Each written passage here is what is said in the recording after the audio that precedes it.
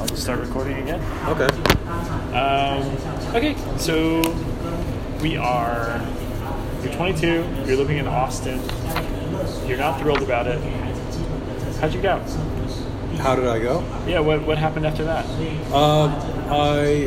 From painting, house painting, I saved a little money, and I went back to a ride board at the University of Texas. Yeah. And I found somebody who was driving to New York.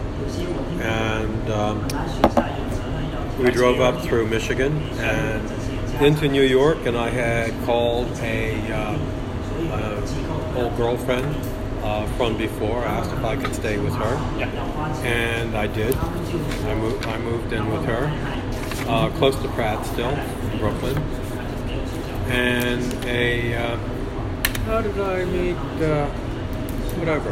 And I went back to, I still had my driver's license, my hack license. So I picked that up again. It's very fluid. You show up, you work. You don't show up, you don't work. Easy. So it made it easy to travel and then come back. Yeah. And I went back to classes and at the art school, and I met this German guy who had been living in the house that I had lived in before. His name was Yo-Yo. Joachim Friedrich was his name. And he was an art student from somebody he had met in Paris. Yeah. He wanted to live in New York. And he was living in a spare room at our house there. Yeah. And when I was hanging out with him, he introduced me to a friend of his that was named Julie. And she and I hit it off. And I left the girlfriend that I was living with, Jody, and moved in with Julie at another place close to where I lived before in Park Slope, and just kind of went along that way. And then she and I moved to the Upper West Side of Manhattan together, and that was fun for a while. She was from the Philadelphia area. It was the first time I came to Philadelphia. She was from Haddon Heights in New Jersey, and went down there for one holiday. I think it may have been Thanksgiving. And we came to look around Philadelphia, so that was the first time I saw Philadelphia. But I had heard about it a bunch before, and her talking about it. And she's studying piano at Manhattan School of Music, and studying at Hunter.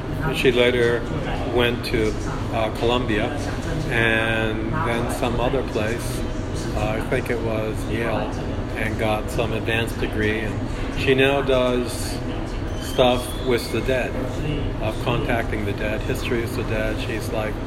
She has become a scholar of the dead, of like the relationship of different societies. She studied Mesopotamian civilizations and their relationship. Two relationships. One was prostitutes, and where prostitutes were in that society, and the dead. She was very interesting. Yeah. There was a class at Temple called Death and Dying. Death and Dying. There was about similar things. I did not take it, but I knew a lot of people that did. Oh, okay. And it was sort of a similar thing. It was sort of society. It was a sort of anthropological sociology class. Oh. And over time, society's relationship with the dead. So she doesn't seem too out there. No, she doesn't. No. Yeah. She wasn't. She was very smart. And so her sister, who was here, and she married somebody who worked in the garment district here, industry, and was very well off. And her sister had enough and wanted to leave him. And so she somehow hooked up with somebody in Wyoming, but didn't want to go there by herself. So she talked her sister, my girlfriend, roommate, Julie, to go with her. And so off they went with her two kids to, I think it was Montana or Wyoming or someplace like that. And Julie said, "Sorry to see you," and I was saying, "Okay, well, I'll do what I can." And she said, "Okay, goodbye." And so I said, wait a minute, I have this apartment and I have to pay for the whole thing here now? I don't know how I can do that. And I don't know if I want to do that because I spend all my time downtown. So my sister had moved back to Brooklyn and was working at Pratt and found somebody who advertised for a roommate down in Tribeca, about a block from New York City Hall. So I moved down there and gave up the apartment. Then Julie moved back and said, hey, what happened? And I said, hey, you left. Come on. So it was the relationship and affair kind of continued on spottily since then. But how did you feel about the relationship? I mean, I felt great. What needs was it meeting for you emotionally or in your life for your growth? A very deep need. I mean, I had girlfriends before, but she and I lived together for, I guess it was about a year and a half or more. And, it made a big difference living with her and getting to know somebody at an intimate level about who they were emotionally and how you interact and being accepted and what was not accepted and how to behave, and be caring about that and how to fight and stuff like that, and what was accepted and what was not accepted. I mean, and it was also just experiencing more experience. I mean, it was kind of a big, tight relationship, and it was loose also. I mean, she would have other boyfriends, not many, some, and girlfriends, and I had other girlfriends, but we lived together there and had our own relationship, and it was 1974. So it was open. It was open, yeah. It was 1974. So it was like, wow, yeah, this is cool. Do you feel like it was very much in line with the times? Yeah. I felt it was in line with the times and kind of suited us both. So when she said, I'm heading over here and I don't know if I'm going to be back or when I'm going to be back, I have no plans, I'm just going. Okay. Was it upsetting? A little bit, yeah. I was like, oh, she's gone, and it had some of my good deal of my emotional life had been built around having being there with her, so that just kind of evaporated like that. So, although I was aware that she just might meet somebody else, it wasn't like we had pledged fidelity to each other on and on and on. So it wasn't like you promised. No, we had neither of us had promised, but it was underlying that was like, oh, now I've got to. Find another place to live. I've got to, and I, continued along, and this new roommate was, he and I got along very well, and he introduced me to the other school that I went to, the School of Visual Arts, and I applied there, and he introduced me to a theater company. That he was also an artist. He was a sculptor, and so we could both work there, and that was good. And introduced me to some friends of his who had this theater company that were doing a piece that was a bunch of different artists. And I said, oh, okay, let's go see that. It was a piece about football. I don't know football, but it was a bunch of, mostly they were poets and and painters and dancers who were doing this. So I thought, cool, okay. This seems cool. Seems cool, yeah. So it's kind of like the taxi driving. The taxi driving was still paying for stuff. Like that's. Yeah, I wanted it seems to be cool. Yeah, seems cool. Right, seems cool. It's cool. Yeah, this is a great place. I like the city. I'd like to get to Europe sometime, but I don't know how I'm going to do it. But okay. And then this troupe, that we developed this show about football and took it on the road to Minneapolis and to Connecticut College and other places, developing it. And he and this woman who was also in the show started having an affair. And he said, well, you know what? Lynn would like to move in with me. Oh. And I said, cool. Well, she's got an apartment over there in the East Village. So why doesn't she and I switch and I'll have my own apartment? And it was a very cheap apartment. It was like $100 a month. And this is in what's like 74? 74, 75. Yeah. Okay. So I said, okay, I could do that. These villages. So I got and East 6th Street, across the street from where the, what is that called? The big show place of it that had been the Fillmore. Yeah, the Fillmore was across the street. And it was just closing. Okay. So I just missed that era. And there were a lot of other cool people in this building.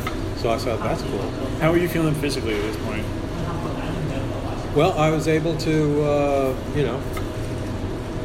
take care of myself, and which was a big goal of mine. And I was working along this thing. I like doing this art, and I was accepted to an art school. So I said, "This is cool."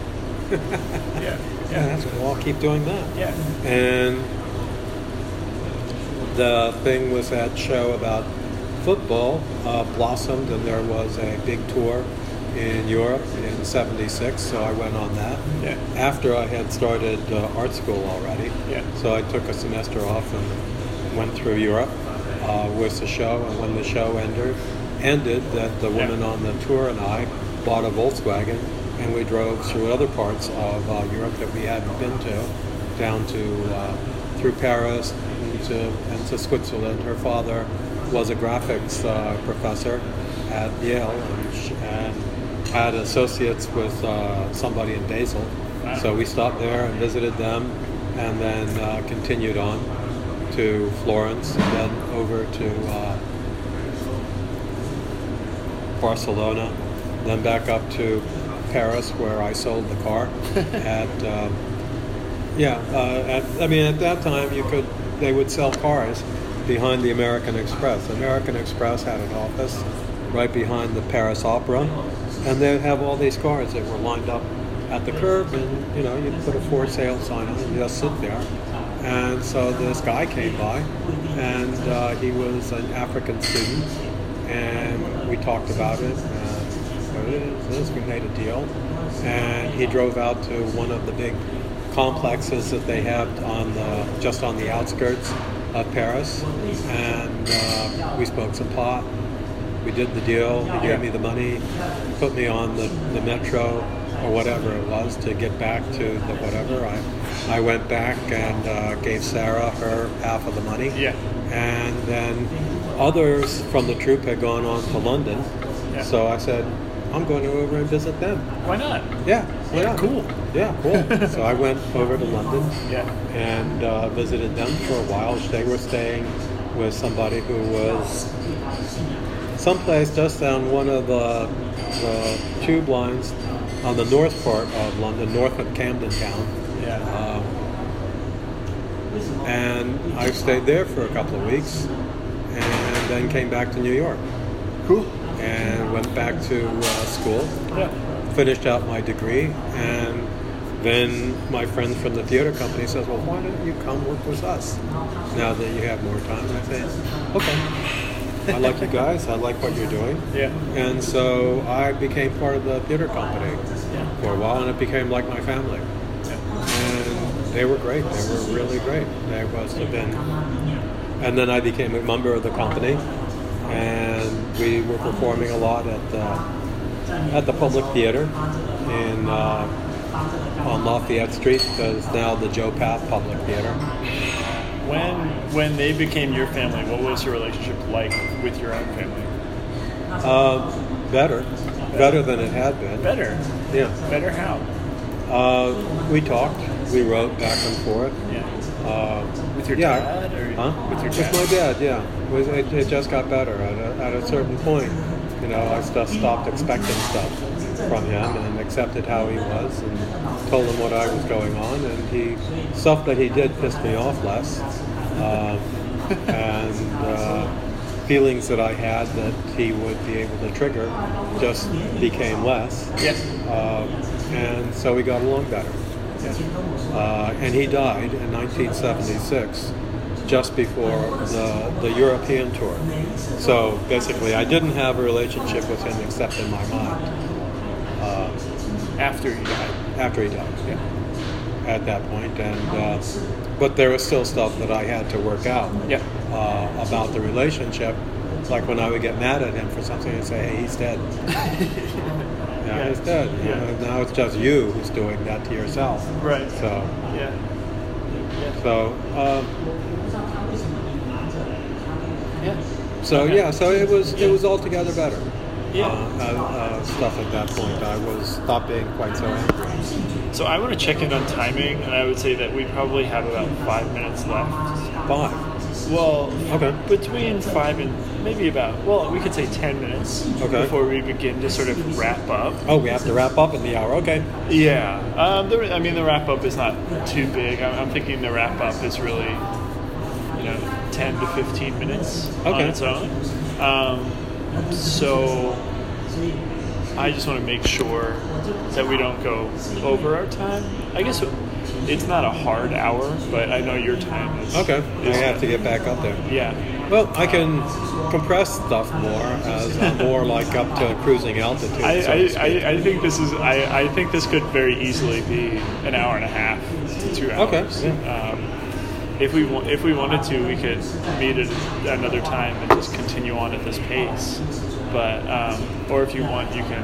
Let me do it at cruising altitude there, at cruising speed, and if there's stuff that you want me to fill in any area or go more on, I would be happy to do that. I think that's great. Yeah. Okay, so at that point, I still had the apartment over there, and had a bunch of friends from art school, and was working with the theater. And one of my friends.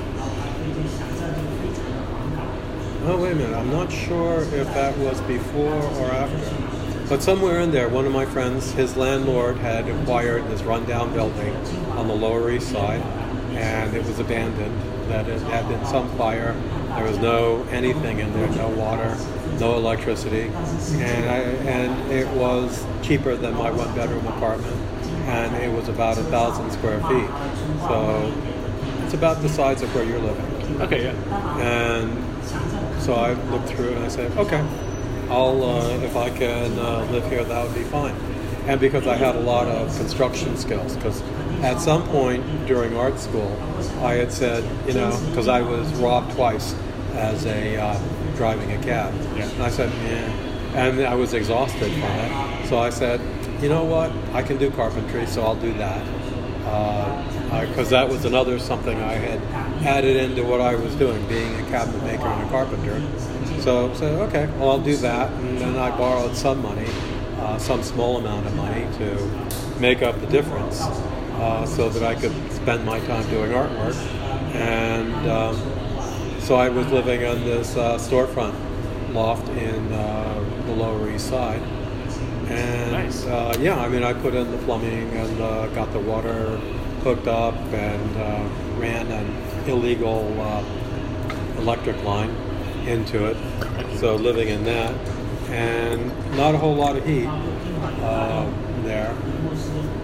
In the winters, I would fill up the bathtub with hot water at the night, and then it would freeze overnight. It was pretty. Wow.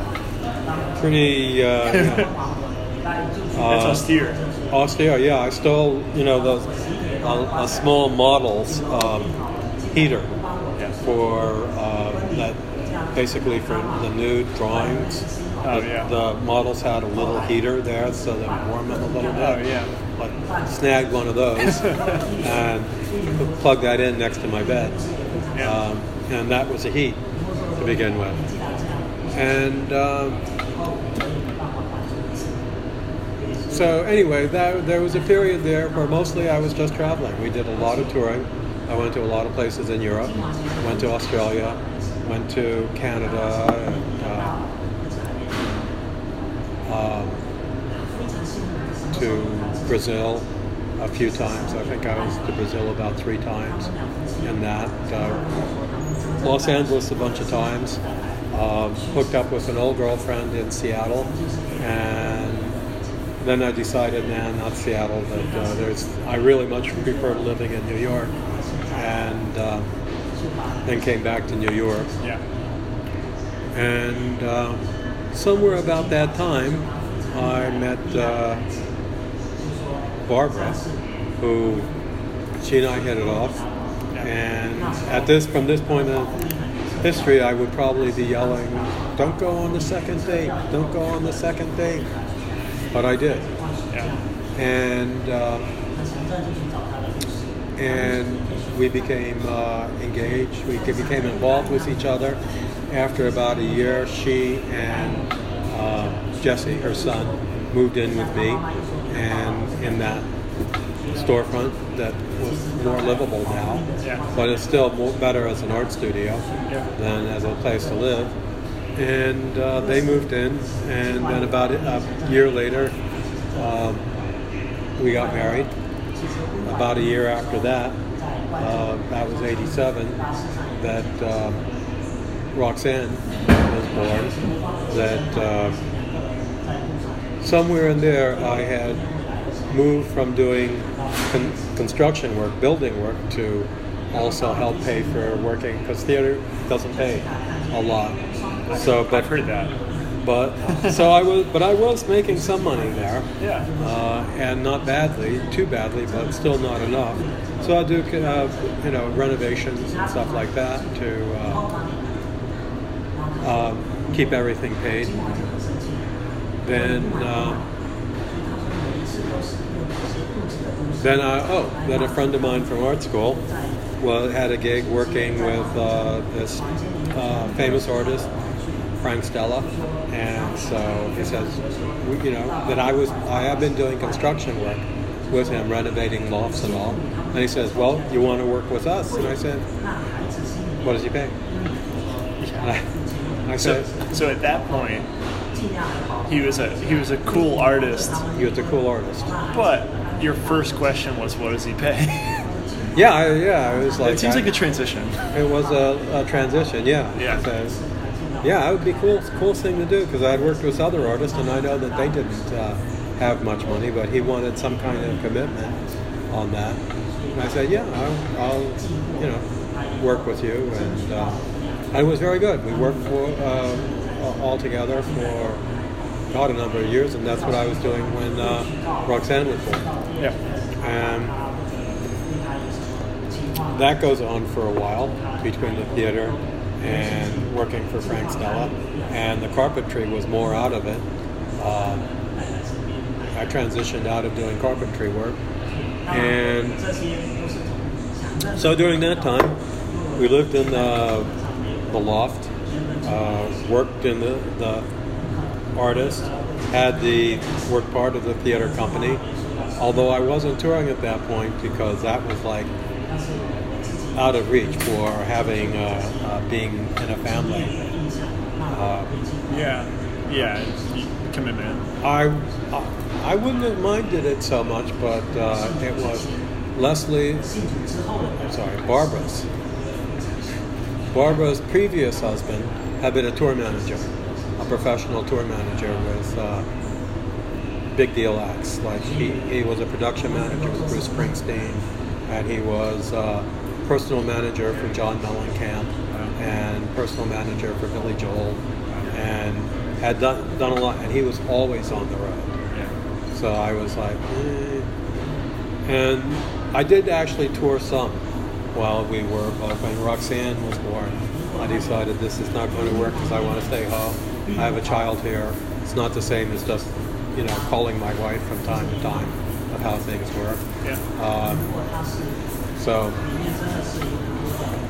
So that was a transition there, and I felt fine about that. And Barbara was a teacher, so we decided that for as long as possible, she should stay at home as a full-time mom. I said, well, I want to be part of that in there. Stay at home with Roxanne too. didn't work out that way as much. She was supposed to be a part-time teacher, but never worked out as much as I wanted her to in that direction. And when Roxanne started preschool, Barbara went back to teaching, and I said, you know what, this is killing me, because I'm working endless hours at the rate that I was doing it to support everybody. I said, and I cannot figure out the next step I'm going to do. Until one time it hit me that, you know what, I'll be an engineer. Because I had done great in science and in math, and I like building things, and I liked sculpture. It seemed the right move, and my uncle had been an engineer, and he did very well. So I thought, okay, well, he owned his company. It was a little different thought. So I spent a year going to night classes at the community college, and I got my A's in physics and in pre-calculus. And so I said, I can do this. And so then I started going to day school part-time and working. I had a motorcycle, and I ran back and forth from the top of Manhattan back to where the studio was. And they were very flexible with me. Were you happy with this? Were you taking care of yourself? No, I was running myself down. Okay. I was just, trying to keep together all my obligations. Did you notice any ailments or things that were starting to plague you? Exhaustion. Exhaustion. Exhaustion. I mean, I had back problems and exhaustion and stuff like that. How about your mood or your mental health? Were you feeling irritable? Were you...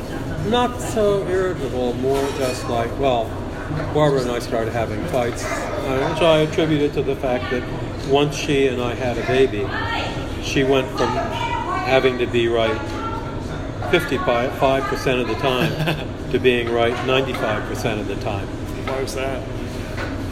It was part of being a Jewish mother, I suppose. I don't know. But all of a sudden she had the leverage, and she wanted to be right all the time. So we'd have more arguments. So anyway, I decided that, you know what, I'll be an engineer. And so when Barbara went back to teaching full time, and Roxanne was in school, I went to these classes, and then I was accepted to Cooper Union, which is tuition free. So I saw a big win there. Huge. Yeah, huge win. So it's like no debt after college. I like that. And it's affordable. And so I told Frank Stella, my friend Earl, that I'm going to stop doing this and go back to school to study engineering. One of the things also was that there was this great engineer, like world-class engineer, who come by the studio, and we had all been talking about different things to make his sculpture giant. Wanted to make some giant sculpture for a bridge in Paris. That was one of the plans that was being floated for Pont Neuf, I think. That thing, the east side of Paris. Anyway, so I met him, and he was great. And I said, that's somebody I could be like. I could be like him. He's got imagination, too. Because most of the engineers I had met, not much imagination. But this guy was very creative. He was a role model. He was a role model. So I met the role model to take me. Plus I had a friend of mine I worked with who was a dancer. When I worked with the theater company, he bailed out of, left the circus, ran away, and became an architect. He went to Princeton and became an architect. Not bad. Not bad. Was this engineer your first role model? My first role model? Like your first big role model professionally? Or? Probably not. I would say that friend who came over from Germany was Jojo, Yo-Yo was a role model in a sense. Okay, yeah. Yeah. Just curious. Yeah, and my brother, George, who had the role model, because he had gone back to school. Yeah. And then he got the job with Intel after that. And I said, look how well he did with that. I can do that. Yeah. Yeah, I mean, role models are an important way forward. Yeah. In anybody's life, especially men's life.